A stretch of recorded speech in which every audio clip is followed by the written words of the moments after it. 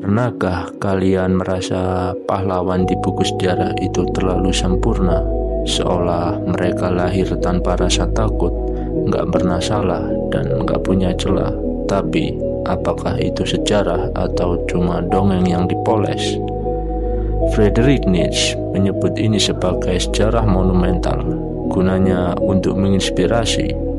Kita butuh contoh bahwa hal besar itu mungkin dilakukan.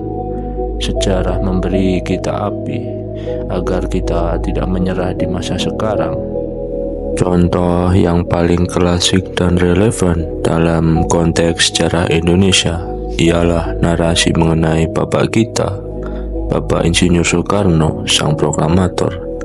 Kasus ini sempurna untuk menggambarkan bagaimana sejarah digunakan untuk membangun bangsa, namun beresiko disalahgunakan jika kita menolak melihat sisi kemanusiaannya.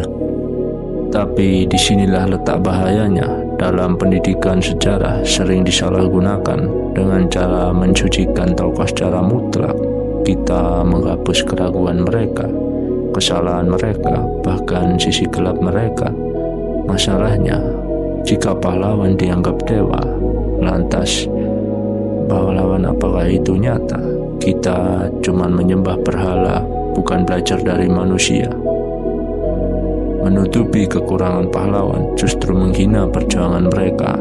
Mereka hebat bukan karena mereka sempurna, tapi karena mereka berjuang meskipun mereka punya banyak celah. Pendidikan sejarah seharusnya membuat kita sadar bahwa pahlawan itu manusia yang sama seperti kamu dan aku. Jadi berhentilah mencari pahlawan tanpa noda. Mulailah belajar dari manusia yang berani mengambil keputusan yang sulit. Karena sejarah ada untuk menggerakkan masa depan, bukan sekedar jadi hiasan di museum.